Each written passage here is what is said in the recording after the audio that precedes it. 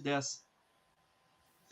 Cara, o Mairon me sacaneou aqui só para ele poder falar mal de mim e do meu gosto musical. Ele botou o Scandal Day nessa lista aqui. Então, só para dizer que eu gosto de A-Ha. Eu gosto de A-Ha. Os 4, 5 primeiros discos da banda eu gosto. E esse aqui eu gosto pra caramba. Esse aqui é meu top 3 da banda. O segundo disco deles. Eu fiz muito tempo atrás a discografia comentada da banda no site. E eu falei que esse disco aqui envelheceu melhor que o primeiro. E realmente esse disco aqui ele tem um baterista humano, o primeiro é bateria eletrônica, então as músicas, os timbres de teclados também não são aqueles timbres oitentistas que ficaram datados. Eu acho o primeiro muito datado, esse aqui não. E esse aqui tem um lado mais sombrio, que a banda depois não explorou mais também, né? Coisas como Cry Wolf, a própria Scandal Days, I've Been Losing You, elas me passam uma sensação assim sombria, apesar de ter Maybe Maybe, que é um pop descarado, assim, uma das coisas mais pop que a banda já fez, que os anos 80 já viram, um popzinho, água com açúcar total, né? E a minha música favorita do disco é Manhattan Skyline, que é uma baladinha, uma balada linda, linda de chorar. Eu tenho um encartezinho também, a versão nacional, então eu falei que não pode mostrar a versão nacional, mas tô só com coisa nacional. E, cara, não é o meu disco favorito da banda, meu favorito da banda é o quarto, o East of the Sun, West of the Moon, mas é um bom disco, cara, para o estilo, cara, para a banda, para a época, e para um guri de 12, 13 anos que não conhecia muito da música, e só conhecia que tocava na Rádio Atlântida, lá no interior do Rio Grande do Sul, foi um disco que me marcou bastante, uma banda que me marcou bastante na minha adolescência. E que eu guardo com carinho até hoje. Escuto todos os dias? Não, vou dizer que não. É bem difícil escutar a A-Ha hoje em dia, porque a gente muda os gostos, a gente já aprende. Mas tem uma questão sentimental grande para mim, cara. E se eu tivesse que escutar a A-Ha, se eu quiser escutar a A-Ha, vai ser ou esse, ou o Isso the Sun, ou aquele acústico que eles lançaram já agora no século XX. Para mim são os melhores da banda. Então, esse aqui para mim é top 3 da banda. Mas o Mairon botou ele aqui só para me sacanear. O A-Ha eu não tenho os discos originais, eu tenho só essa caixinha aqui que eles lançaram da Original Album Series, que vem os 5 primeiros discos, né? E os que eu mais gosto também é o East of the Sun, West of the Moon, o primeiro, Hunting High and Low, até mais do que o Scoundrel Days, assim. Desse disco, cara, essa música que eu gosto, deixa eu pegar a capinha para lembrar os nomes. Aqui tá bem pequenininho. Cry Wolf, né, que acho que foi a música mais lembrada do disco, né? Eu acho uma puta música bacana.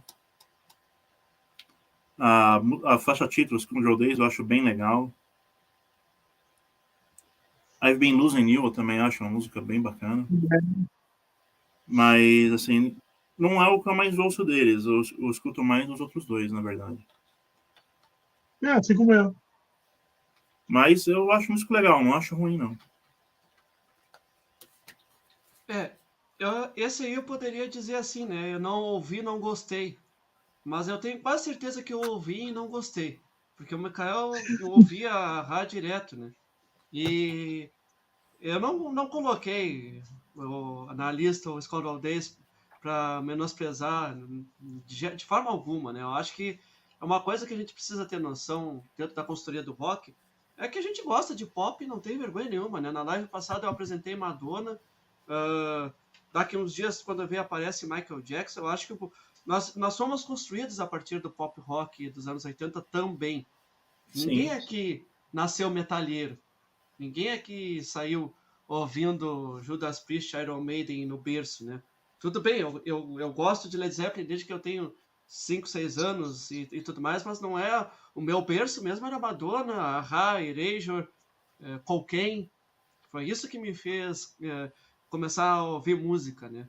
Então, eu acho que é muito mais uma homenagem, Mikael, que eu tô fazendo a ti, colocar o Scoundrel Days aí, que tem Cry Wolf, é uma ótima música, porque dificilmente o A-Ha pode aparecer nessas lives, né?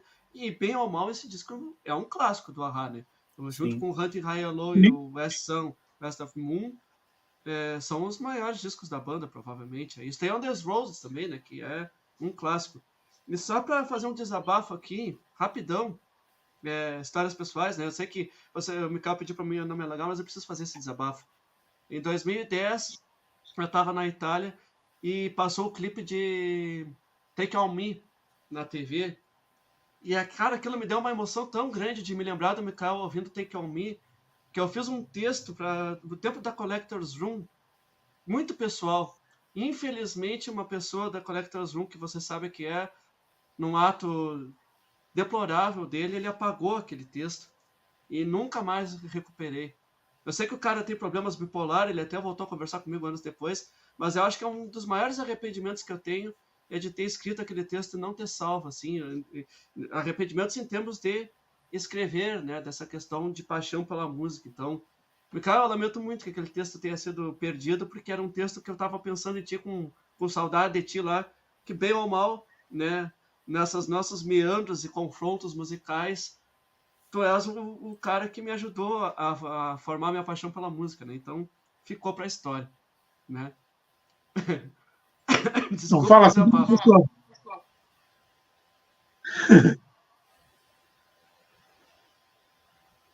São coisas da vida, né? Mas, enfim, mais alguma coisa sobre o álbum? Podemos passar pro próximo? Já que nós estamos nessa, né? Eu frequento uma academia de natação e hidroginástica aqui em Porto Alegre, e a orientadora tem, deve ter 23, 24 anos.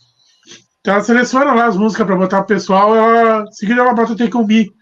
Ela não tinha a mínima ideia que essa música era dos anos 80, ela não tinha a mínima ideia de quem é a Ra, ela não sabe nada. Eu fico, sabe, como essa geração de hoje não tem essa noção da importância de quem é, de buscar as coisas que a gente tem, né? Então eu não vou me alongar muito, mas eu vejo cito ela como exemplo, mas tem muita gente que tá ali, ouviu, gostou, ela não quer saber quem é que tá tocando, de quando é, se tem outras músicas que ela vai gostar da mesma banda. Eu acho uma cabeça muito diferente da gente. Mas isso é um papo para outra hora, também um desabafo pessoal, assim. A gente tem outra criação, né, cara?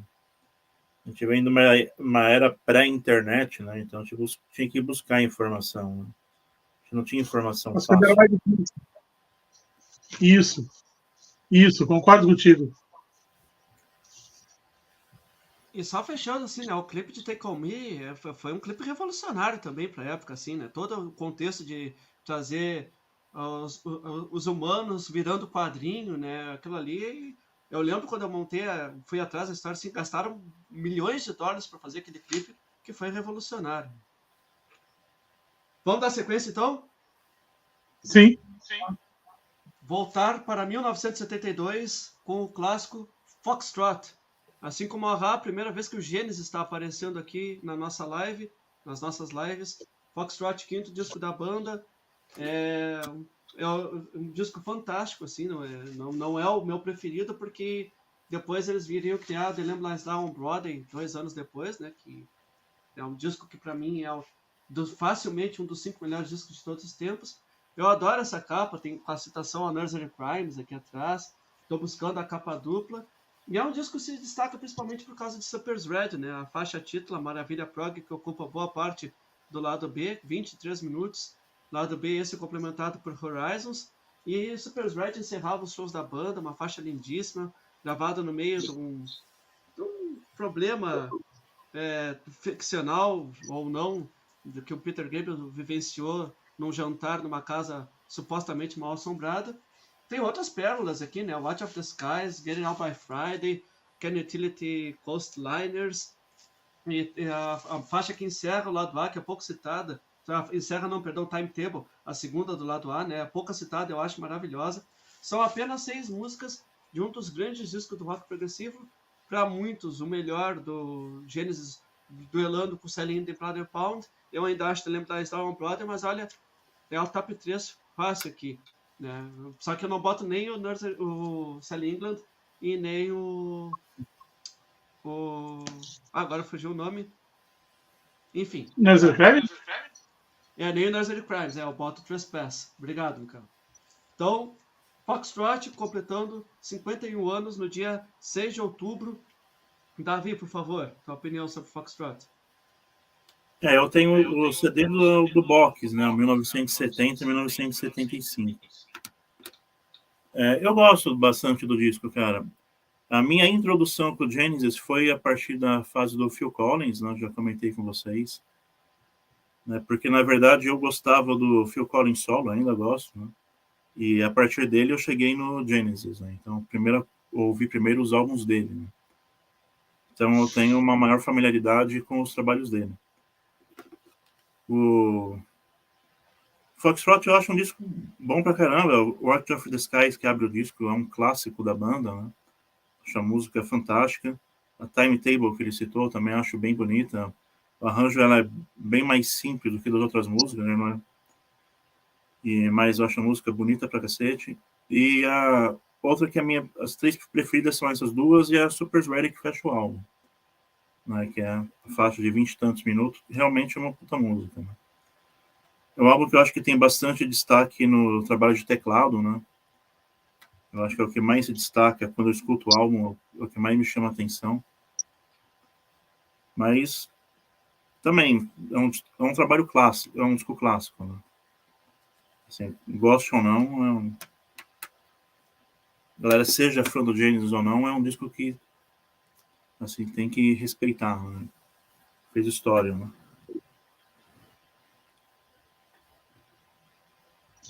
Bom, minha história com o Genesis, o Davi começou com o Phil Collins, eu comecei com o Nursery Crime, e aí eu vou contar uma história pessoal nossa. O Mairon estava numa fase, morava no interior, eu já morava aqui, e isso foi em 94, talvez, 95.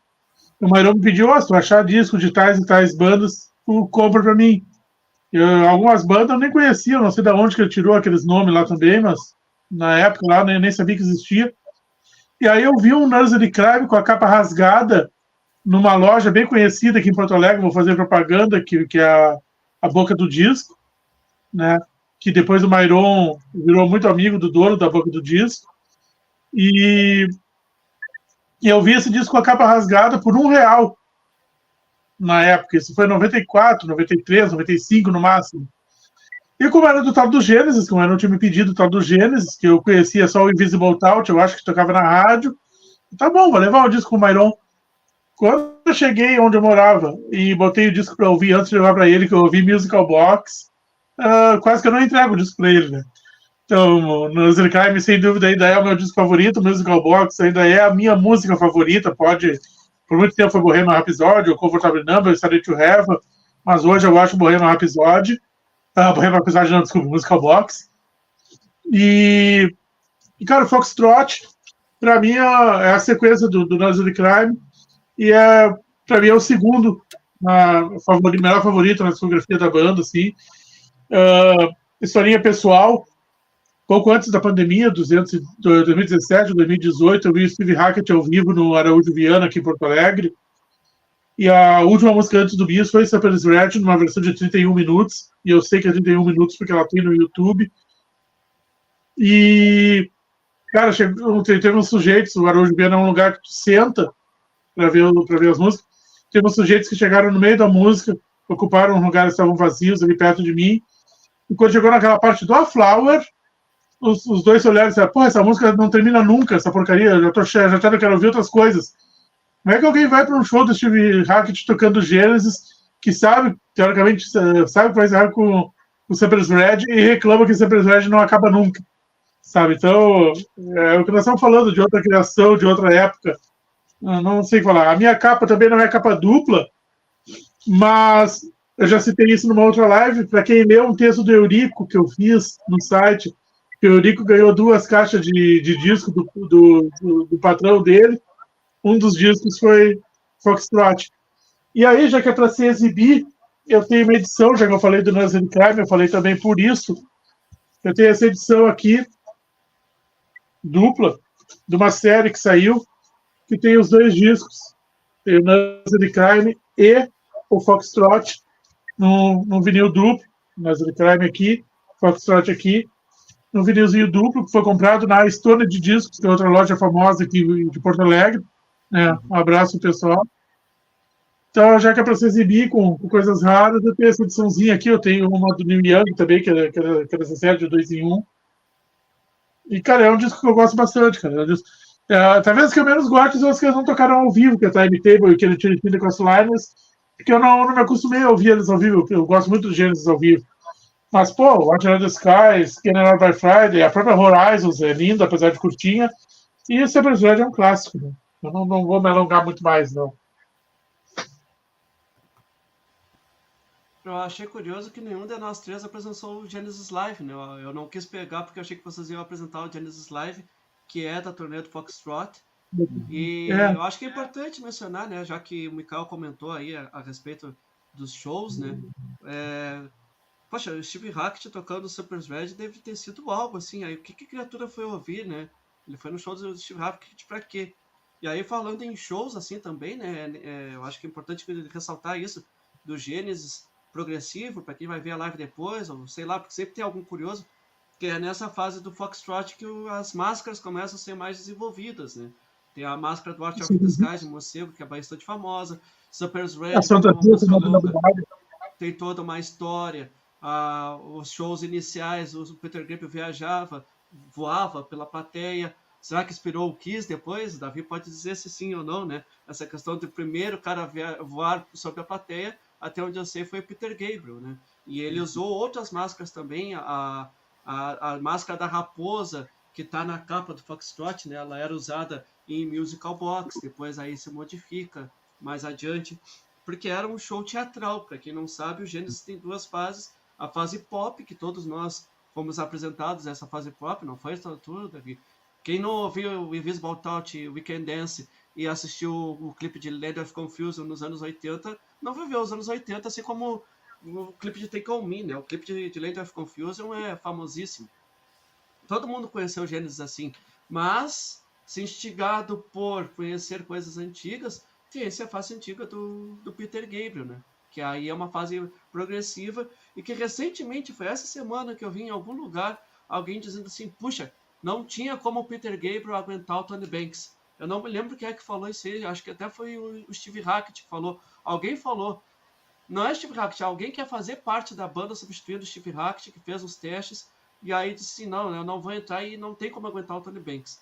Então eu vou passar a bola pro Davi aqui, Davi, para ver a tua opinião sobre isso do Kiss, né? E aí já vou te permitir para te apresentar o próximo disco também, se o Mikael não quiser comentar mais nada, vou deixar contigo para te apresentar o próximo álbum, que é o Raining Blood.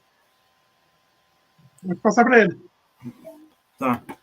Então, eu não lembro de ter escutado o Kiss falando de influência do Genesis, mas é possível. Assim, com certeza, eles ouviram Genesis na época, né?